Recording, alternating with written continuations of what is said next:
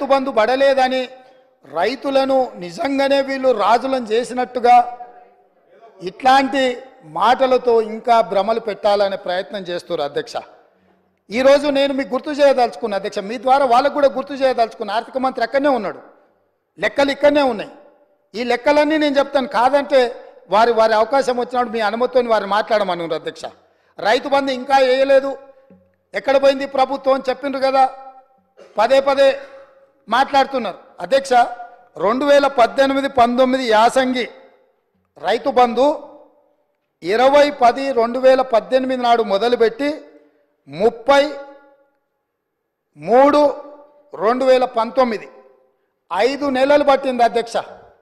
2018-19లో యాసంగి పంట రైతు బంధు డిసెంబర్ 10వ నెలల మొదలు పెడితే 19లో మార్చి 30 తారీఖు వరకు వేసింది అధ్యక్ష. 5 నెలలు పట్టింది వాళ్ళకు 2018-19లో రైతు బంధు వేయడానికి.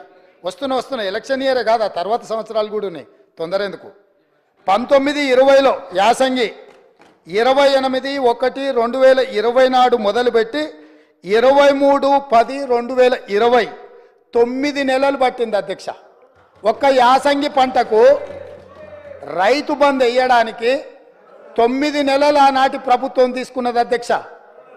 వీళ్ళ చరిత్ర ఇక మీ కరోనా వచ్చిందో ఇంకా మీ కర్మ కాలిందో నేనేం చెప్తా కానీ 2020-21 అధ్యక్ష 25-12-2020 నాడు మొదలుపెట్టి 22-4-2021 4 నెలలు పట్టింది అధ్యక్ష. 2020-21 సంవత్సరంలో యాసంగి పంట. 2022-23 అధ్యక్ష 21-12-2022 నాడు మొదలుపెట్టి 10-4-2023 4 నెలలు పట్టింది అధ్యక్ష. ఒకసారి అడుగుతున్నాం ఎన్నికలు అంటుండ్రు, రెండోసారి అడుగుతున్నాం కరోనా అంటుండ్రు, మూడోసారి అడుగుతున్నాం మా మామ చెప్పలేదు అంటున్నారు, నాలుగోసారి అడుగుతున్నాం అల్లుడు తిరగనికి పోయిందని చెప్పేటట్టు అధ్యక్ష. ఎట్లా అధ్యక్ష మీ పరిపాలన? స్పష్టంగా అధికారిక లెక్కలు ఈ రకంగా చెప్తుంటే మేము వచ్చిందే మొన్న 60 రోజులు కాలేదు, ఆల్రెడీ మేము క్లియర్గా చెప్పినాము 100 రోజుల్లో వాటిని పూర్తి చేస్తామని. అయినా అప్పుడే రైతు బంధు ఇవ్వలేదు అని గగ్గోలు పెట్టి రైతులను రెచ్చగొట్టాలన్న ప్రయత్నం చేస్తే రైతులేమన్నా అమాయకుల అధ్యక్ష? వాళ్ళకి తెలీదా ఎవరి చిత్తశుద్ధి ఏంది, ఎవరి ఆలోచన ఏంది, ఎవరు ఏం చేస్తుండ్రో, ఎవరు ఏ రకంగా వ్యవహరిస్తుండ్రో తెలీదా అధ్యక్ష?